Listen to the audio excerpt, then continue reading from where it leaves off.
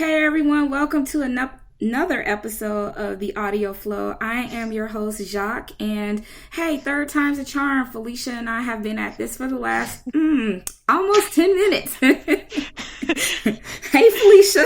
Hello. I feel So, like we've done hello a couple of times. I know we Hello. have, but everybody missed it. So, in case you guys are joining in with us, my special guest today is Felicia, of the Geeky blogger, and I'm so excited to have her on the show. I just had an opportunity to meet her a couple weeks ago, beginning of June or May 31st, whatever, in New York. And I've been following her on social media and finally got a chance to meet her in person. And she's everything that you see on social media, just very bright and funny and quirky, just like all the rest of us. So, welcome to the show.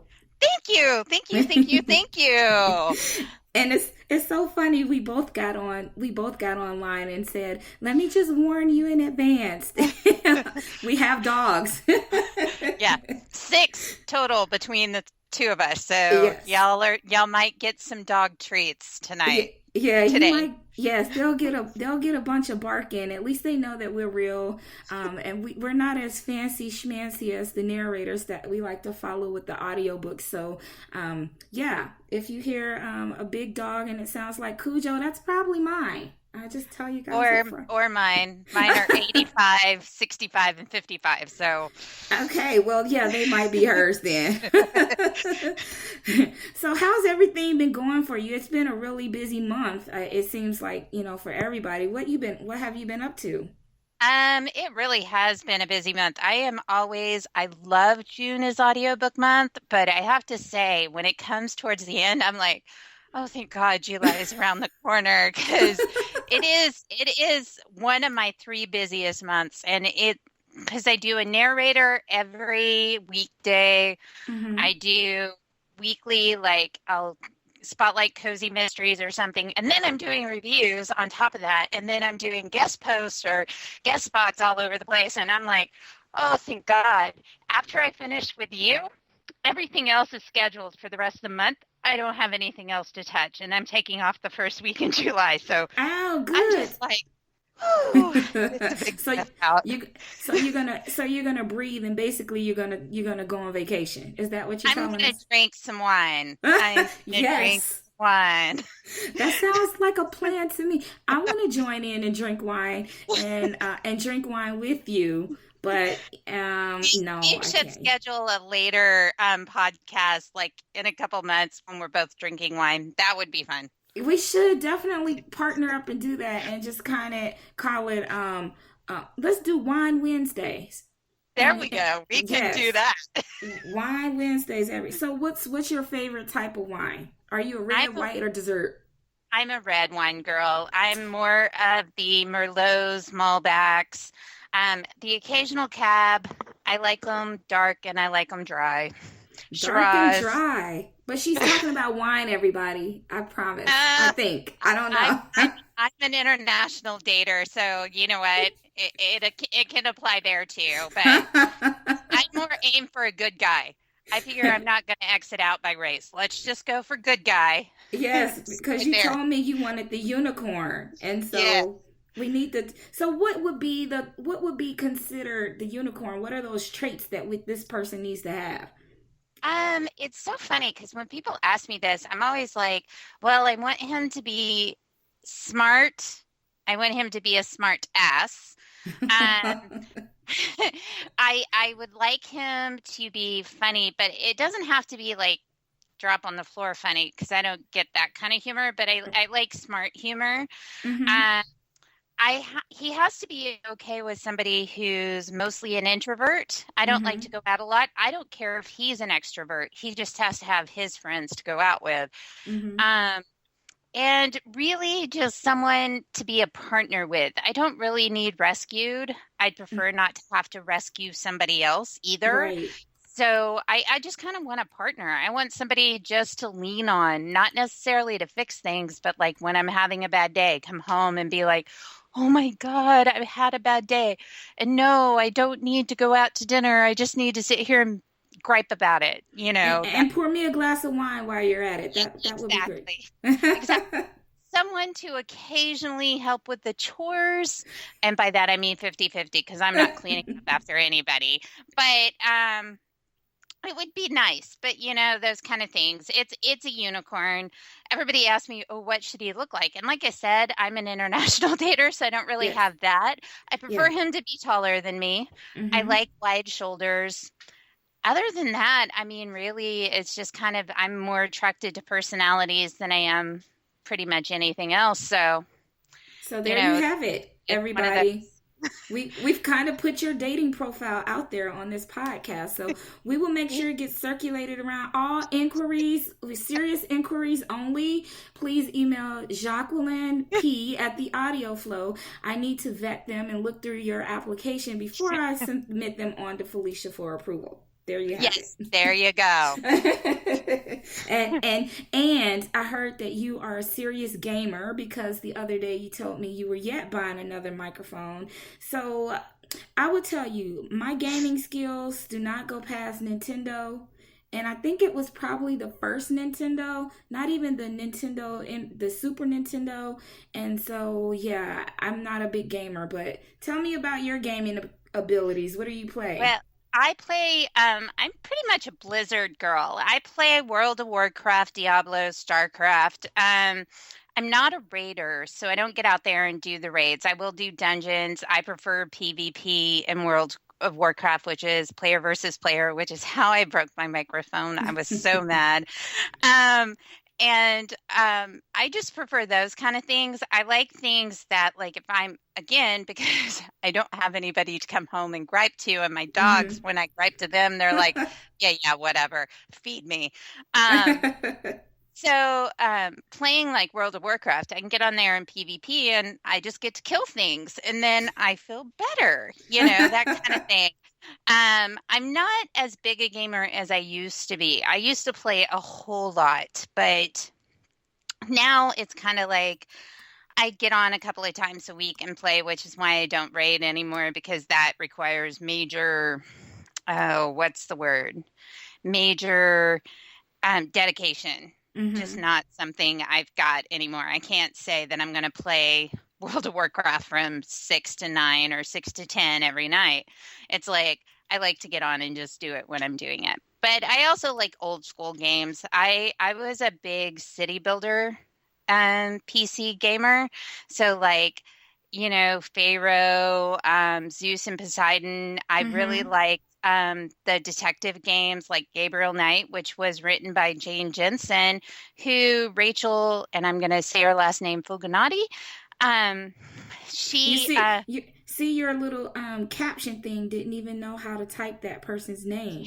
right, she narrates a mystery series that Jane Jensen now writes, and that's actually how I found that narrator, and she became one of my favorites. She does the Kristen Proby Okay. Boudreaux series, the one set in Hmm. New Orleans, with Sebastian York. So it was weird how I came across her, but it was all through my gaming because I love Jane Jensen's games. So I figured if she was going to write a book, it was going to be pretty good. And it is. Both books in that series are pretty good. They're mystery thrillers. They're not romance on any level, but and that's how I found her. And then I followed her to the Kirsten Proby series, which is not a series I normally pick up because it's contemporary romance, and it worked for me. I actually like it. I'm now on book 3, so I like how you did the whole 6 degrees of Kevin Bacon and that whole how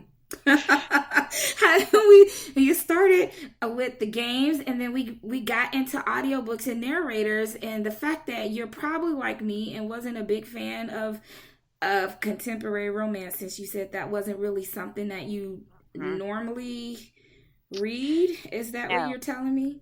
Yeah, No. I my contemporary romance, I'm very particular. It has to be, I love romantic suspense. I don't count that as part of contemporary romance at all. Mm-hmm. But straight contemporary romance, I don't want to read about billionaires. Yeah. There just aren't that many, or millionaires. I like real people with real jobs, preferably in small towns and or New Orleans or Alaska. I don't know why, but those two places I'll read no matter where you sit them. And I like them to be a little bit funny. I do like them to be some humor and low angst. And I prefer the characters to be at least 30 or, that 28 and above category. I'm just very particular about contemporary I romance. see you have a nice little list there of must-haves, and no, I don't want that in the book. And I am the same way. I think in the beginning I did not listen to or read any romance books because, I mean, really I was against romance. Like, I'd have that big circle and then there'd Yeah, be the heart and the big line through it. Like, yeah, whatever, that stuff's not real. Just give me paranormal. At least that's more real to me, like a yeah. vampire. And, Yeah, and it's vampires are more funny. real. And it's funny, things I will not accept in contemporary romance, I absolutely will accept in paranormal or Yeah. fantasy or even historical because women had less options back then. But then there's always exceptions. I mean, Hmm. like I say I don't like that angst and the whatever, but I'm a big Kristen Ashley fan, and Yeah. almost all of her books are like over the top alphas, which normally drive me nuts. They're all sort of rich. At least one person in the relationship generally is. Hmm. And it's way angsty. I mean, like way angsty. But I like her writing. I don't know Yeah. what it is. And I think that's probably the main thing that you just mentioned. It just depends on the writing style, and when you enjoy the writing style, then it makes it seem okay because you like the characters, and so all the other part you can just kind of skip to the side. And PNR, everything goes. So you can be a monkey snake shifter with Right. one blue eye and one red eye and be alpha androgyny something, and you're like, Yeah. oh, this is so cool. Yeah, I kind of do it like this. If Eve Langlis has thought it up, Langley, I always add the S at the end, but Eve Langley, if she's thought it up, it can exist because she's got probably a shifter of every kind, including alien shifters. It's crazy, but she's a Yeah. great writer. She's fun. So do you have a favorite, um I guess, genre that you don't really, or an author, like you don't read the blurb or anything like that, that person's putting out a book and you're automatically going to read it? Who's your author like that? Sarah McLean in historical romance. I would say Kristen Ashley. I definitely probably have read 90% of her stuff, which is a commitment since most of her books are at least 450 pages. Oh yes, you get a hand clap for that. That's a lot. I really, really like Avery Flynn, though none of her books are on audio. I really wish they were. I'm getting there with Jamie Farrell. She writes This Small Town. I just got through with her Misfit Bride series, and I'm going to start her like ex-army wives. I don't know, really know. Karen White does the narration for her books, and Oh they are yeah. so really good. And so, yeah, I have a few. Jennifer Ashley. I love Jennifer Ashley. Her Shifters Unbound series. I just Hmm. finished the latest one today, and I'm all like, I need the next one now. I'm sure she wouldn't appreciate me just emailing her and going, like that. Iona Andrews, I pretty much would read anything they write. Hmm. So, Well, at least you got a nice list. I don't even think I have a list. I really just don't have a list. I should probably have like a list of well, people. I think if you're just getting into romance, you'll build that list. Uh, And you'll find it. You'll do like me. Most of these people I found through narrators as opposed to the other way. But right. I've also been reading romance since I was 13 and I'm now 46, 45. I don't turn 46 till the end of the year, but whatever. Um, I'm Yeah, born in savor the moment. You're 40, five. 45 and some change. That's how we Right. say But it. my birthday's in December, and I always do quick math before I say my age out loud. So the only month I get it right is December. Starting the next January, I'm always saying I'm a year older. It's So weird. I do the same thing. When is your actual birth date? December 17th. Okay, so you're a Sagittarius like me. Yes. No That's matter why. which one you go off of, the old one or the new one, I'm still a Sagittarius. Well, that's see, this is why we bonded so well because we're like the same person.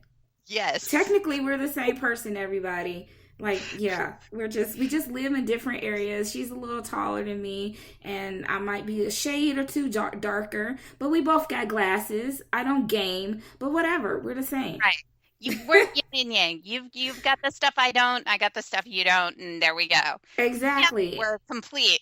Yes, yes, exactly. So let's talk a little bit about this post that I posted on Facebook the other day, and you said that if I mentioned it about bloggers and expectations and things like that, then we would talk about it. And this is on the least funnier side of topics Yes. because it's just really good to have a chance to talk with other bloggers in the industry and get feedback and what you think.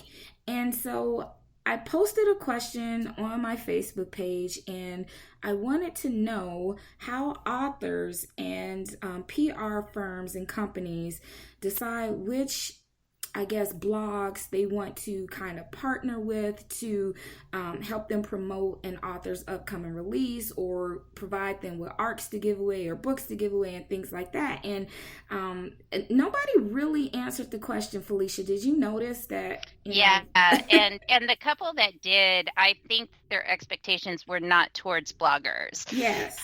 That was it. That was the part of your question that got me because it was like, what are your expectations? And my first reaction to that is always 95% of bloggers are not paid.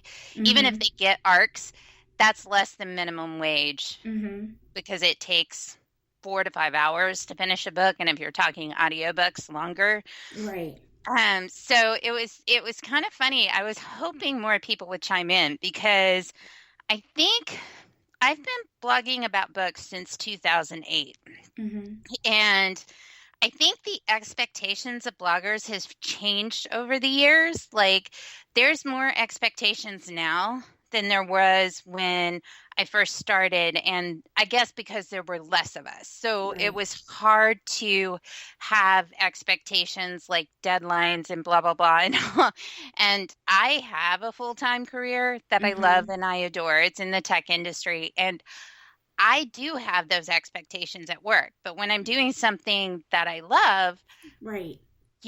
yes, if I agree to something and I agree to those expectations, then you're allowed to have them. But to assume they're there just because you hand somebody a book or you send somebody a thing, is, I think, a little short-sighted. And I also think people have quit reading. I mean, this is particular PAs. I get more unsolicited email from PAs than I do anybody else or author's assistants. I don't know what they call themselves. Yeah, It's PAs, you're right. and they don't spend the time to go out and read somebody's review policy. Mm-hmm. Most bloggers have them, or bloggers, if you don't, you should. And Mm-hmm. bloggers, you should also have a republication policy. If you don't, you can go grab the one off my website. It even says at the bottom that you can grab it for free. I don't care. You should have one just so people can't steal your words. But Mm-hmm. um, most bloggers have a review policy. You should go out there and see if they're even accepting review requests. I say it Right. both on my Facebook page and on my blogging page on my blog that I'm not. Don't Mm-hmm. contact me about blog tours. Don't contact me about, book blasts, whatever. Um, this is just not something I'm open to. There are plenty of people that are, but you're not doing your author any favors if you're reaching out doing that because there is a couple that I have moved the authors off my I will not read list because the people will just not give up. And Wow. some people could say, oh, you could send them to your junk mail. You could block them. And the truth is I could, but it reflects badly on the author if they're hiring people to do this and they're Right. okay with it. Because I've sent emails to all of these people saying, do not contact me, do not contact me.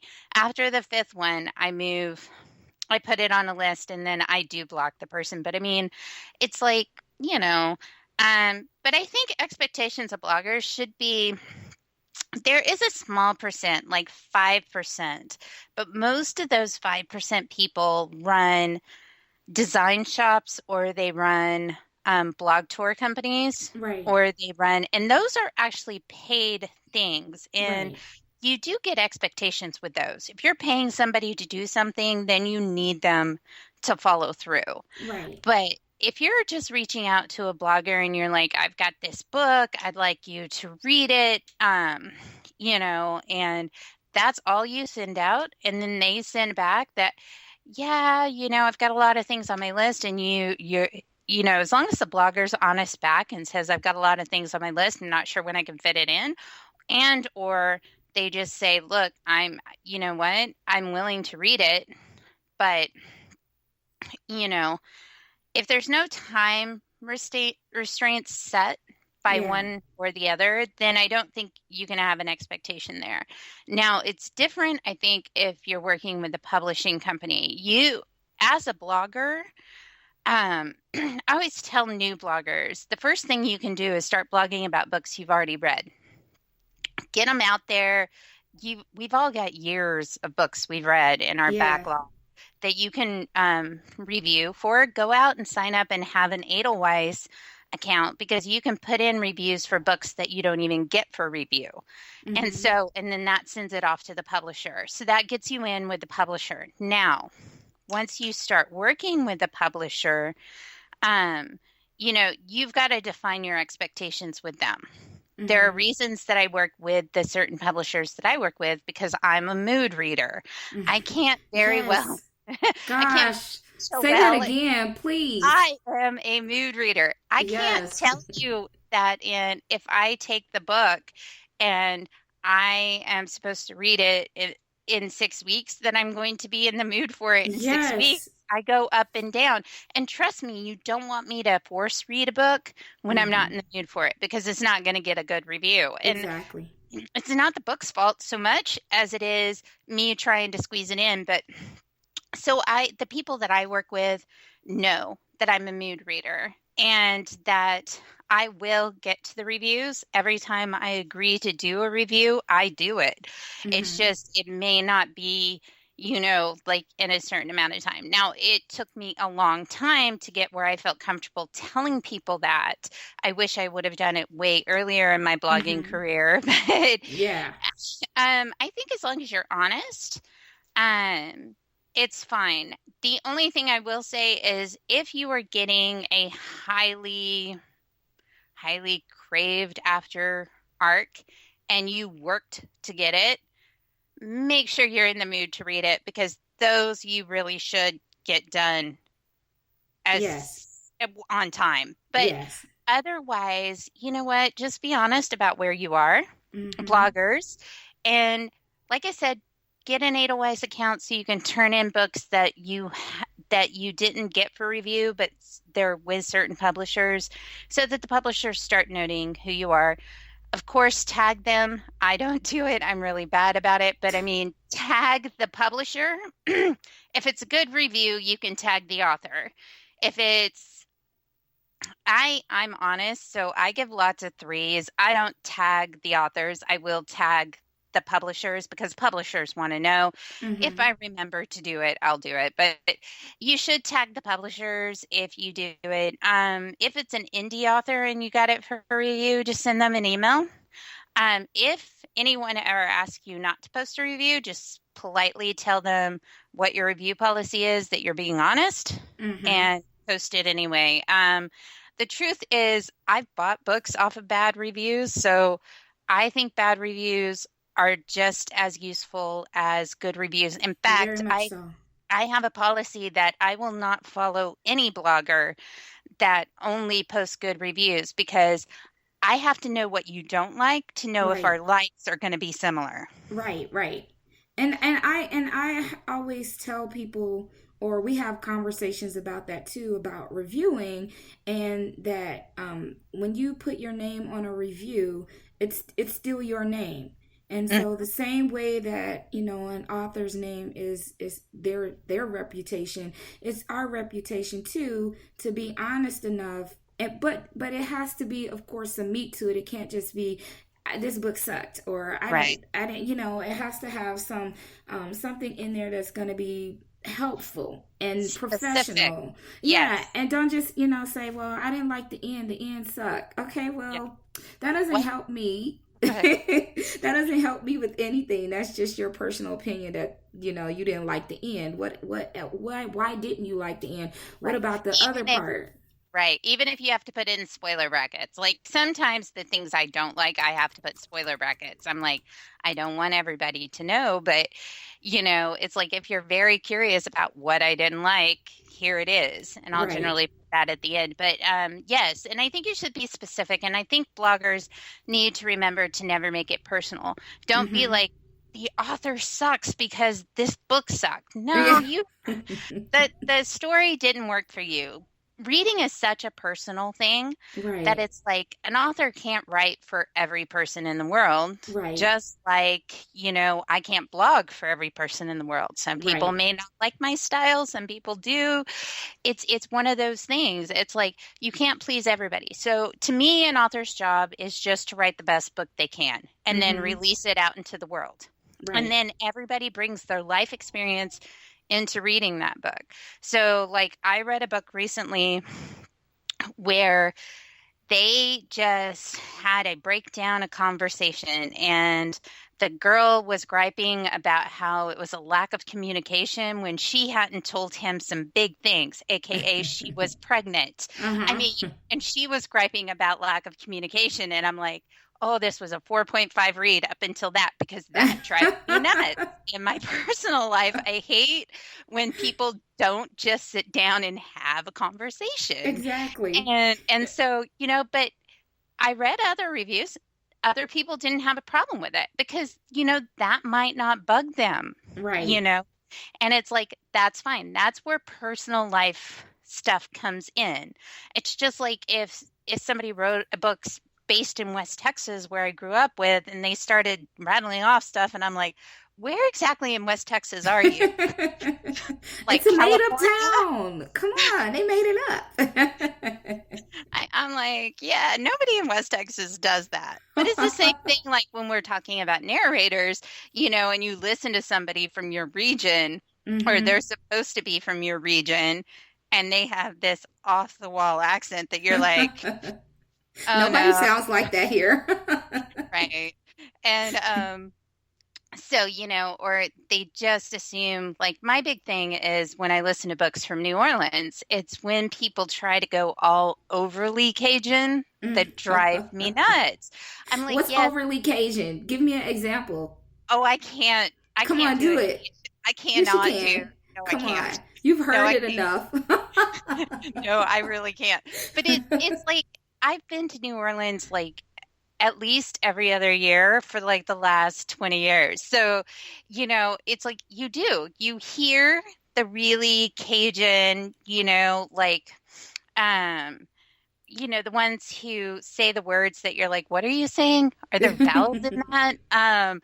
But then, like, if you have a Louisiana businessman, like a really successful international businessman, they don't talk like that. Hmm. Not 90% of the time. It's just like people from Texas. Yes, if you're talking about out on a farm, they will have more of a drawl, or if they're Hmm. from further south.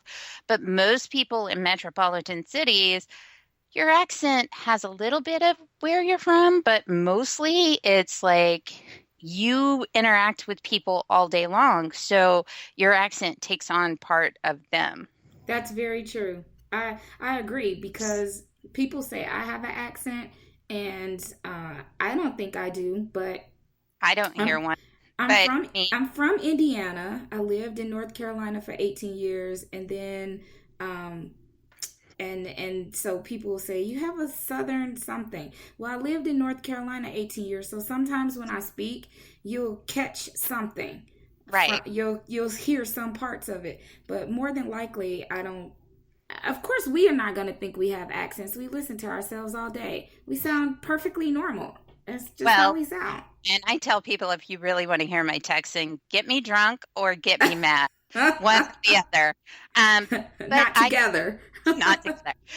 But I use y'all and I use fixin'. I mean, there are words that I use, but I also lived in California for years where I got grief about my accent. So Hmm.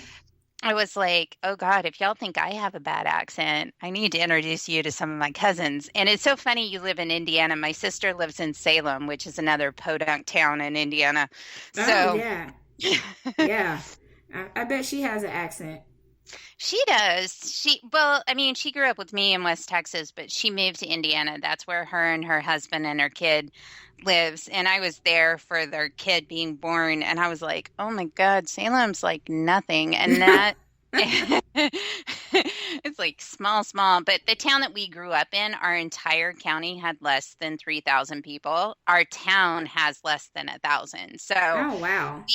we did the whole K through 12 where it was all one building and whatever. So And that's I probably know why. small. Is that why you like in your books and audiobooks and things like that, you like where it's small towns, and because it's more, it relates to something that It you've lived it through. it relates. Plus, the thing about small towns that you don't get in large towns is everybody knows your business. So the Hmm. side cast of characters can totally be in the middle of whatever's going on because in a small town, that really happens. I mean, like everybody's got an opinion about everything. Somebody saw you. I mean, like the phone tree game is just a way of life in small towns. I mean, it's like somebody, like I used to say, I never got in trouble in school because the one time I think I didn't turn in homework or something, my parents knew before I got home. And it's not because the teacher took time to call them and say, hey, your daughter didn't turn in a piece of homework. It's because my cousin was a teacher or married to a teacher. That's how it goes in a small town. It's like Hmm. they talked about it in the teacher's lounge. My cousin heard about it. My cousin called my stepmom. Or, and it's not usually 6 degrees. It's like three people later, blah, blah, blah, everybody knows. No, I don't want to live in a small town like that. That's just too much in your face.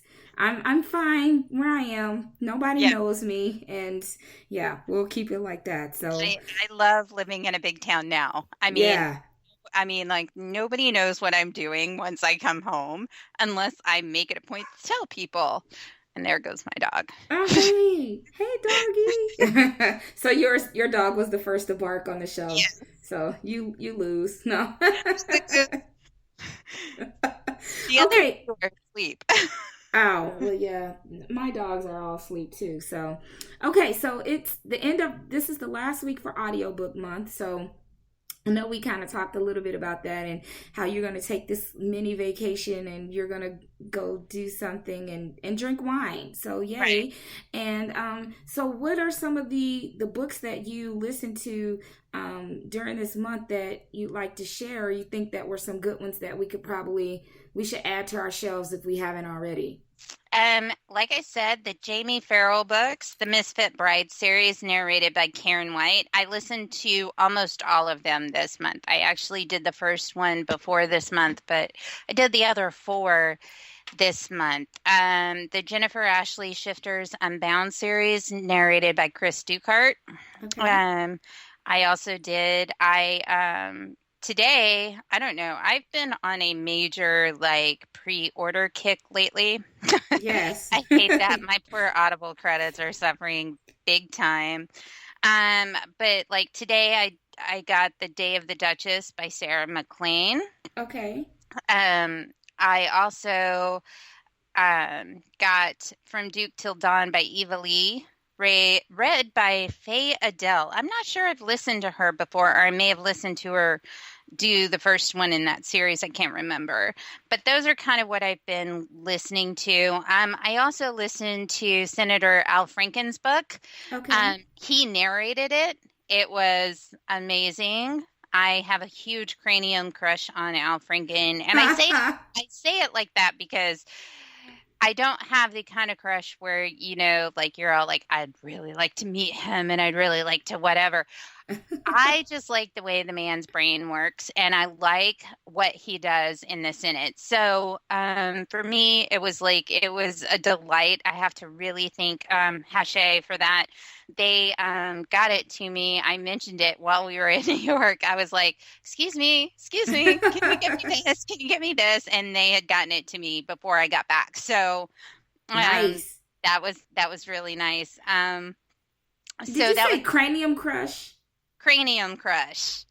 Like, We should totally hashtag that. Cranium crush. yeah. So occasionally I develop cranium crushes. I don't want to date the dudes. I don't want to break up their marriages. I never want to break up a marriage. Let me rephrase that. But I mean, Yes. like, when somebody says they have a crush on a celebrity, Right. or they put the celebrity in their five, that is not what my cranium crushes are. I like my cranium crushes to continue doing exactly what they're doing with who they're doing it with, whatever. But they are just smart people who do smart things. Yes. So Senator Al Franken's one, Bill Gates. I love what him and his wife do for the world. I mean, like their organization, their Bill and Melinda Gates organization is just amazing. So Ian Hinder and his wife Nikki, whatever her name is, I don't know how to say his name, but it's the guy from the Vampire Diaries, and I think she was in Twilight. They're big dog rescuers, so I'm just all like, I have a huge cranium crush on y'all too for doing the right thing and doing it that way. So I that's kind of love my it. thing. I'm gonna start saying I had a cranium crush on somebody because I like what they do and they're Yeah, doing great things with their brain. I'm having an affair with their brain. That's basically what exactly. it is. Yes. Exactly. Yes. A love affair with the brain. The So rest of them, the rest of it, I don't want to have anything to do with them. But the brain, I like what their brain's doing. I like what their brain's telling them to do. well, good. Okay, so everybody, again, since we said that we were looking for Felicia's perfect person, you have to have a brain. She needs to have a cranium crush on As your well brain as, too. yes. Yes, because she's the geeky blogger. Like you can't be a non-smart person. Right. You It's don't just necessarily have to be a technology geek because I think that would probably, it would be interesting to date a technology geek because I think we'd probably get on each other's nerves. you But would yeah, you would have a cranium crash. yes. That's But I like smart people. I like mm, people who use their brain like you. You use your brain to do your podcasting, to get out there and learn about your industry and do what you need to. And I think that's a good thing. I think when people use their talents and their inspirations and they go out there and they make a difference, it's a good thing. yeah, it is. I totally agree. And it's always good when you can connect and network with people, like you said earlier, who are like you, like minded, and have those same type of goals. And then we kind of, help each other, especially in this community. It seems really, really big, but it's really small. Yeah, and it's and so funny. Audiobook blogging wasn't really a thing. Like in 2012, I turned over my blog to almost 90% audiobooks, and mhm, the book blogging community is huge. mhm, It is big, and you can find a niche. And I always tell people find a tribe, connect with your tribe, right. do your thing. But the audiobook blogging community, it's getting bigger. This Mhm. past 2 years, it's grown amazing, but it's still relatively small Right. comparatively. Right. And so that's what our purpose is to help grow the community. And so how Yes. fun is that we're able to do that. So okay, so we're gonna do a giveaway really quick. Okay. And so people will get to hear this podcast. We'll just, kind of spread it around for the next few weeks or whatever. Well, actually, few days because audiobook month ends on Friday. So, what I would like to do is, I would like to do something that is related to something that you mentioned earlier. And ask people, what is Felicia's favorite, name one of Felicia's favorite type of wines. And once we post that out, we'll put the question up, and I will be giving away either a signed book by one of my favorite authors, who is Lauren Blakely. See, romance. There you go. And it will either be her latest release, The Knocked Up Plan, or Joyride. So if you have the answer, make sure that you inbox it to Felicia.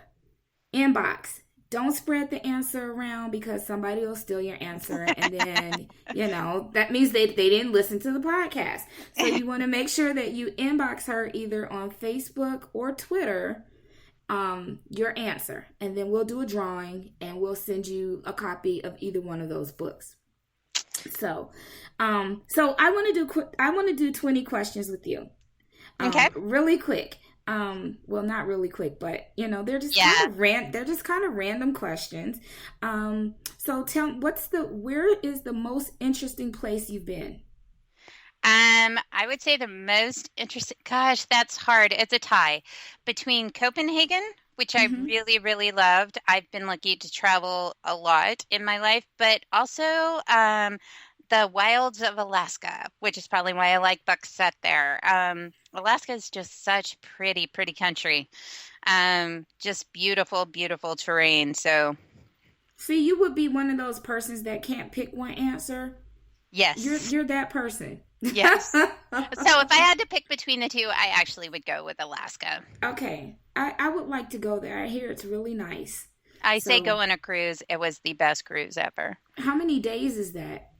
7 or 10, depending on which way you want to go. I went on the 7. It was really, really nice. You get to see a lot of it. Okay. All right. So I'm going to put that on my list. Let's see. How different was your life 1 year ago? Oh gosh, it was hugely different. I bought a house last year, so congratulations! It's I'm a homeowner, and so yeah, this past year has been completely different than a year before that. So, well, I mean, there's nothing like owning your own home and your space. But let me tell you, it takes forever to decorate. Are you in that whole? Still doing it. Yeah. I have a fixer-upper, so it's like I have major DIY stuff that I've been doing, like ripping up floors and doing walls and everything. And I did my kitchen cabinets. I am probably only 20% done. So, but that's good. You did it yourself. Do you watch a lot of HGTV? I don't actually. I don't have cable, so I don't actually watch any of those shows, which is probably good because I get myself in enough trouble with just YouTube and I can do this. Yeah. So I probably don't need to watch a show that tells me, oh yeah. I'm like, no, I don't. Good thing is I have budget constraints, so I can only do so much, which is why I do most of it myself. So okay, well, I'm not really good with my hands. I watch my mom do all that stuff, and I'll say, oh, you're doing a good job, and she's like, can you hold this? And I'm like, sure, but don't ask me to measure anything or mark anything or get the leveler or any of that stuff. It's totally not my thing. So kudos to you for jumping in there and getting your fixer upper and taking your time and getting that done. It's got to be fun, I guess. A little therapy. It is. It's fun when it goes right. I've had things go wrong. It's a little less fun when that happens. See, then that's when you should watch HGTV, because they'll say this is the budget and all we need to do is this, and then they say, well, we had an issue, the pipe burst or something like that. Yeah. And it's just a setback. But I'd love to see some pictures. So post up some pictures at some point. I will. Okay. Let's see. Who has impressed you most with what they've accomplished? Al Franken.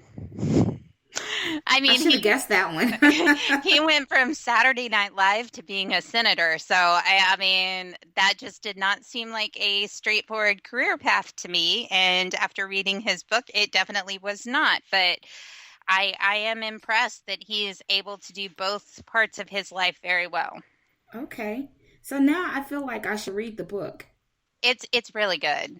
it's really, really good. Okay, I'm going to add that to my list, to the never-ending TBR list that Yes. I... Okay, here's a weird question. What age do you wish you could permanently be?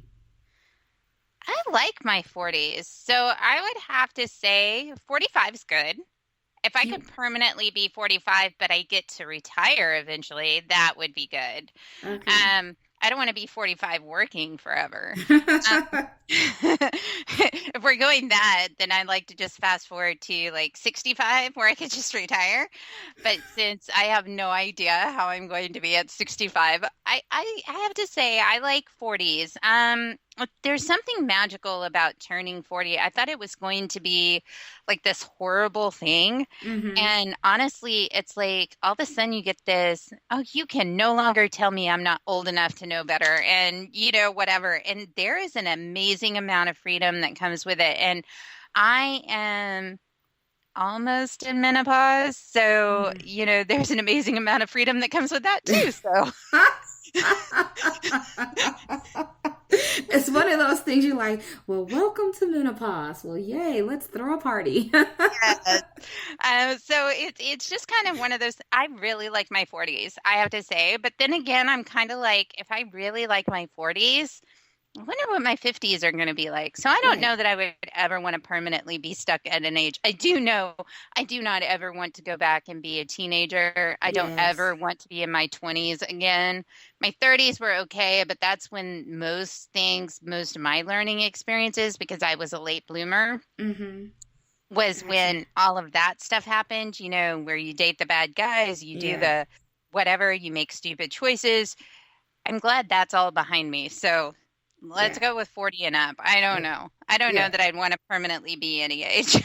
Just the age that begins with a four, that doesn't Right. start with a three, a two, or a one.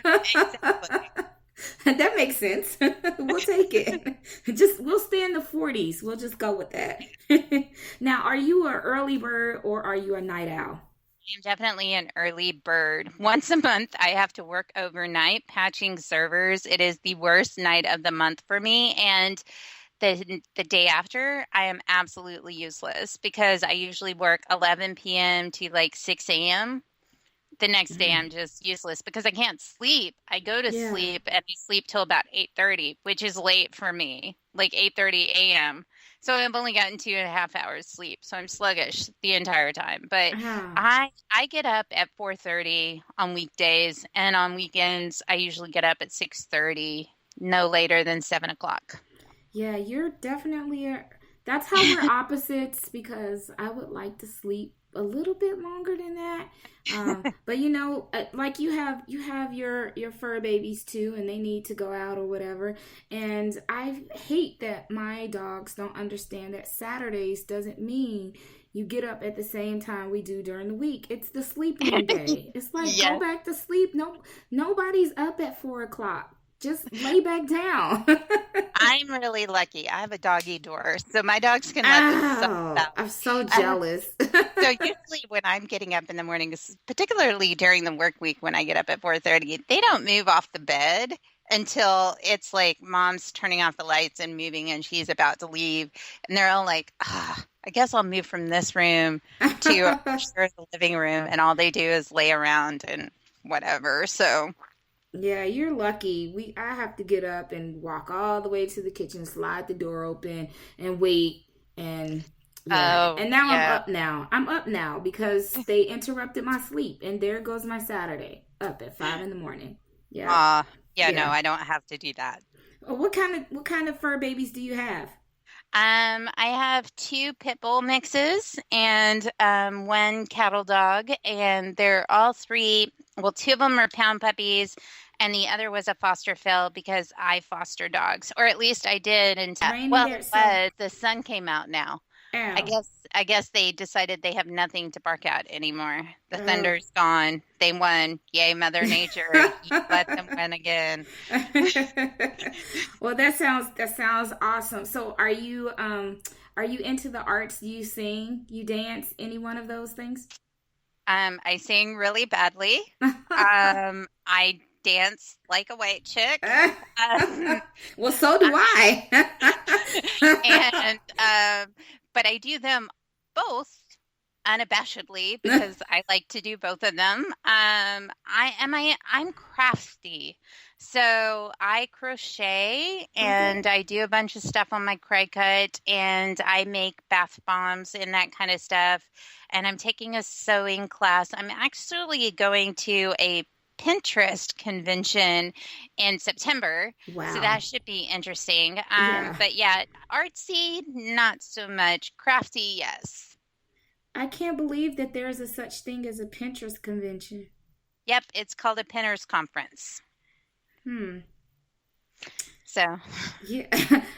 Yeah, I don't have anything to say after that. It's just kind of kind of speechless because I'm still trying to learn how to use Pinterest.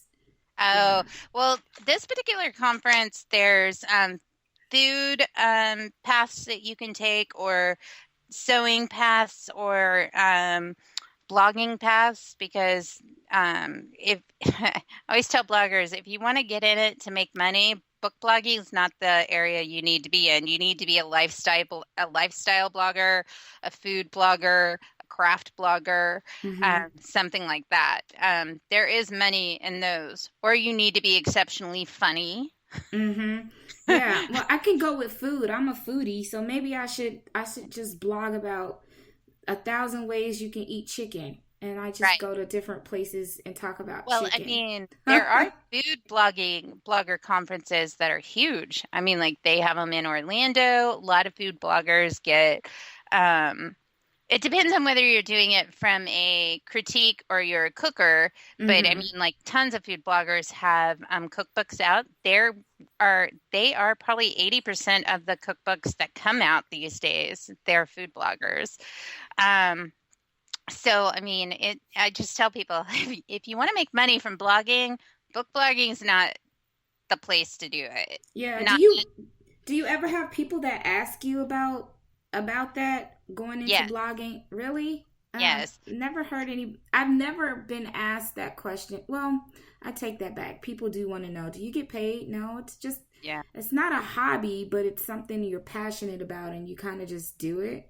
Well, I would say mine's a hobby, but I also don't, I mean, like, I also don't do any of the business side. Like, I do not, it's not a passion project for me. My craft is. That's the reason I have my Mess to Best blog, which is not Mm-hmm. currently active, but that's what that is. I'm turning that into an Etsy shop and I will sell stuff. That is a passion project for me. Mm-hmm. This one, I'm passionate about books. Clearly, I have an opinion on it. Mm-hmm. I don't. And I do consider it a hobby, whereas I will take books and I will review them, but I don't go to bed at night and worry over what I said or Right. how people are going to perceive it or whatever. As long as I'm true to me, I'm good with it. Mm-hmm. It's not like I'm sending it out into the world. Well, I am, but I don't really care what the feed. I care about the feedback, but I don't. I don't really know how to say that. There's a difference between a hobby, like I'm not going to lose sleep over it. Right, right. So I understand. yeah, and but there are people who do take this to a whole new level Mm-hmm. that turn into editors or PR people or PAs or do designs and do covers, and that to me is a passion project that you Mm-hmm. hope will put money in your thing. I pay for everything and maybe there's the difference. It's a complete hobby to me because it costs me money every year. Mm-hmm. And Yes, not and it's just not a little cheap. bit amount of money, Yeah. a lot. So Yes. it's a hobby. It's kind of like when my dad took up golfing. That hobby cost him a lot of money a year. It's kind of the same thing. Um, I do like that I make an impact. I Mm-hmm. do care how I'm perceived. I mean, I Mm-hmm. think that's just a general human thing. Um, but this is definitely a hobby for me. But yes, I do have passion projects that are different. But I think in order to make money from something, it has to be a passion project, Right. and you have to work at it. I mean, like Yeah. a lot. Like I'm taking off July, like I finally brought on a co-blogger, and she's been sending me reviews that I've been like hoarding because she doesn't do audiobooks. And so the Mm-hmm. first couple of weeks in July, I'm just going to schedule her posts, and I'm just going to kind of lay back and be like, woohoo, nothing for me to do other than read. But when I first started, I will say I took it, I put a lot more pressure on myself. There's the difference between hobby and passion projects.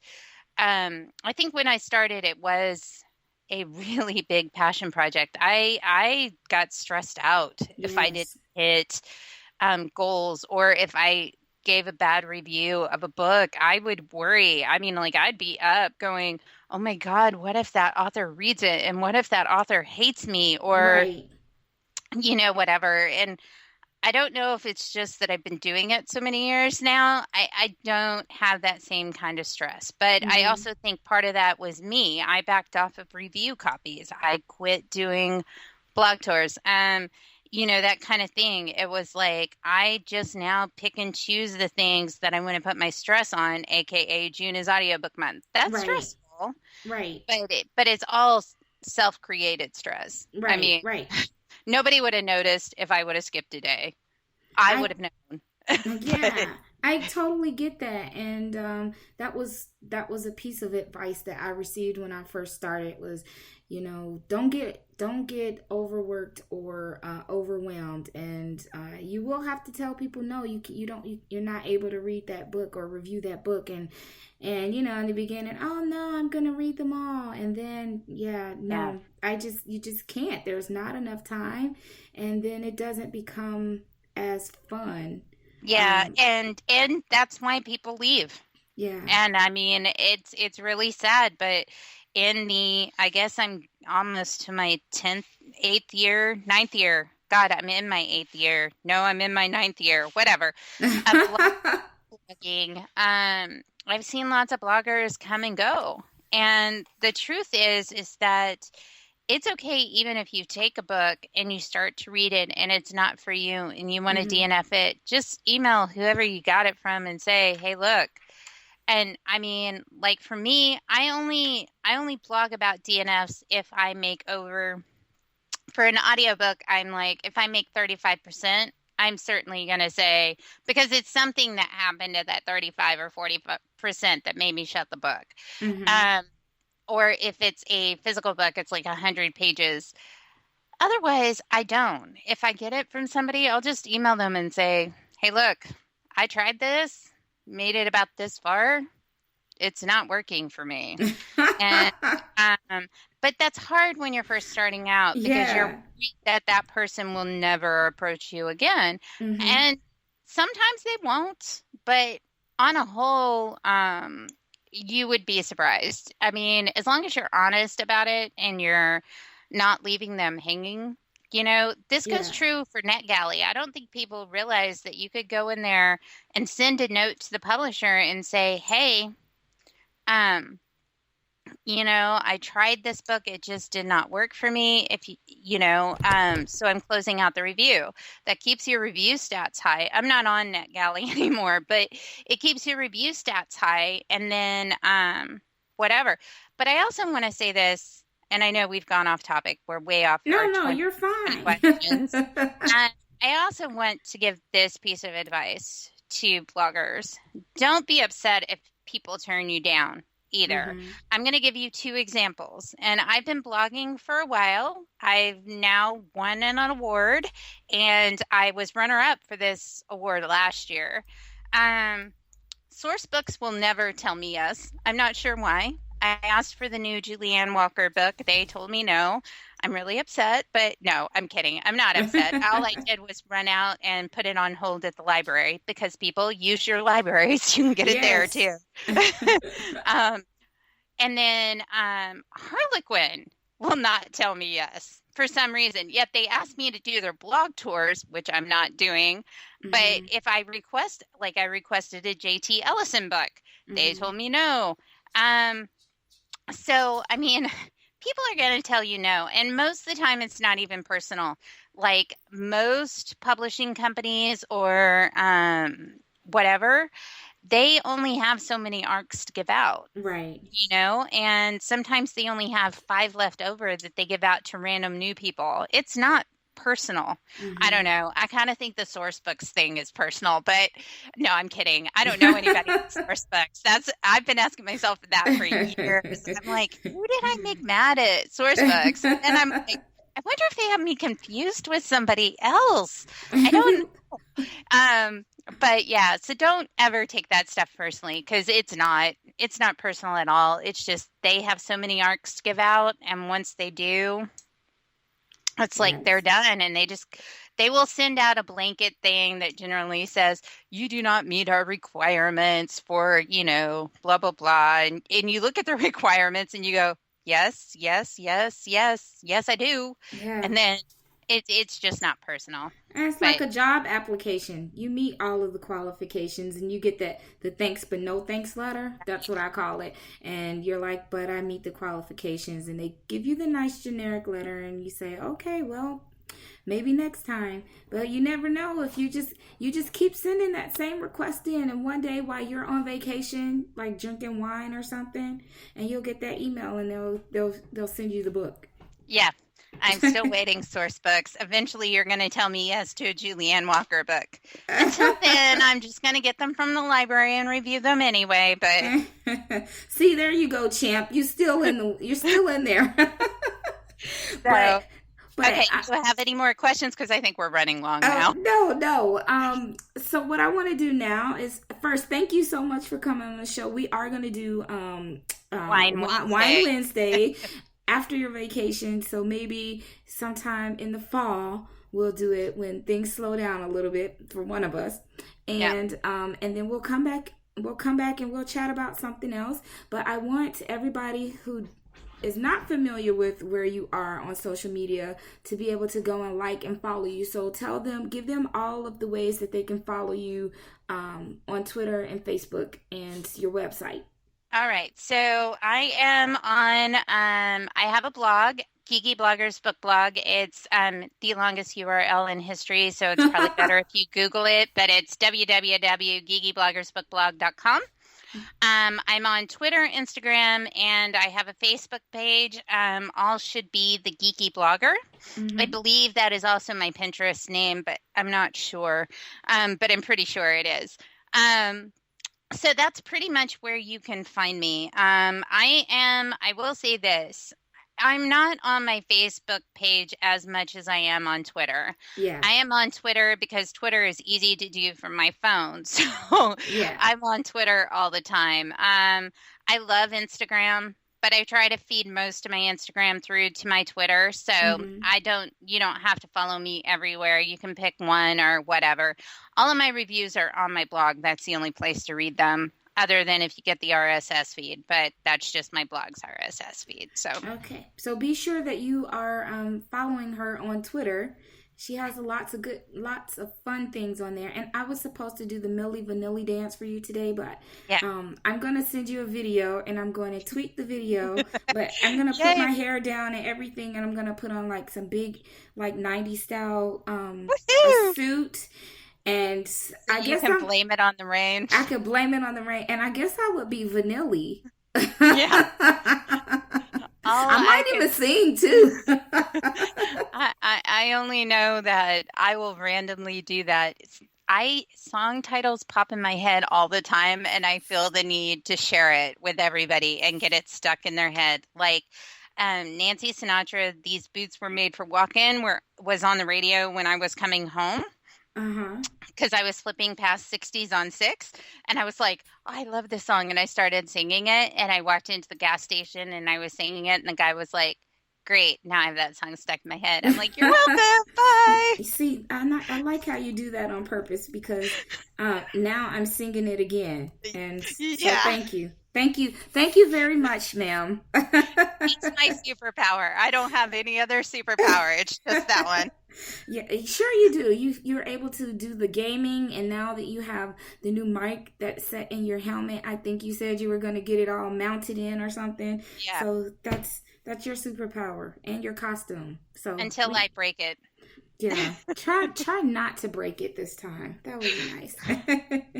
But thank you so much for coming on the show. It's been wonderful chatting with you. Again, for those of you who don't know, Felicia's blog, the Geeky Blogger, she did win Blogger of the Year through the Audio Publishers Association. I got to see her all decked out in her beautiful gown, and you got to read some the winners and the nominees. I can't even remember what category it was in. And when I actually saw you, you were leaving the after party and you were saying your feet hurt. And so we know how that is, ladies, when your feet hurt and you're tired. And Yeah. you had to get up and travel the next day. So are you doing any other books or going to any book events the remainder of the year? I am. I'm going to NOLA StoryCon in September. So Okay. that's September 16th, 17th, 18th, I think. Janine Frost. I can't remember who else is going to be there. It's a paranormal type Okay. romance book convention. And then I have Readers and Ritas in Dallas in Okay. November, and Buns and Roses, which is also in Dallas. I'm really lucky. I live in a town that has quite a few conventions. Buns and Roses, which is also in Dallas, is in October. And then I'm going to that Pinners conference, but it's not a book convention. And then I think I am actually, unless I go to RWA next year, I actually think I'm taking 2017 or 2018 off to work on budget. But that's just the cost of doing business. I went to a lot of conventions this year because I went to RT, then I went to New York, and I went to EA, and that all just adds up. So it does. It does. I agree. It definitely, you hear cash registers, chinging in your head. And so I get it. But so if listeners you are in the area, any one of those places, make sure that you stop by and snap a picture and reach out to Felicia, get to know her. She's a great gal, and hopefully I won't get to see you at any of those events this year, but we will link up again when you're out and about in 2019. And I look forward to seeing you if you don't go to RT and change your mind and go to RT next year. Yeah, there's the thing. I may go to RT. I probably won't go to RT as an RT person. I just I might go to Reno at the same time as RT. Is that the way I should put that? You're just going to happen to be in Reno. In the bar. Yes, that's right. Having wine. Yes.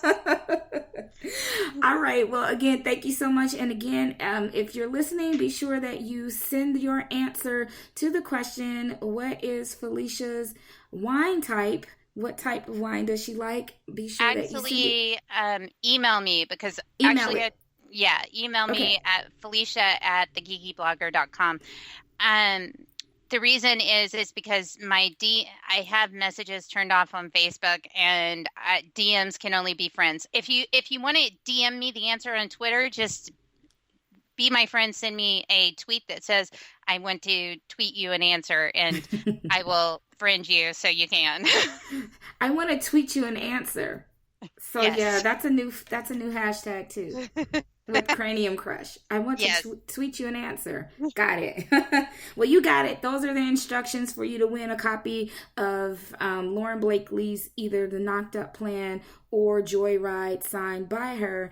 And this contest will end on June 30th. So thank you, Felicia, for joining me. And we'll chat soon. And I hope you enjoy your month off, if you take that long. I probably will take most of July off, other than Fit Readers, which I do every Friday. But other than that, she's on vacation, people. Yes. So, all right. Well, you enjoy yourself. And everyone, thank you so much for listening to this special edition of the Audio Flow. Up next, I will be co-hosting the Audio Flow with narrator Aaron Mallon. So stay tuned for that, and we will chat with you soon. Bye. Bye. Okay, we're all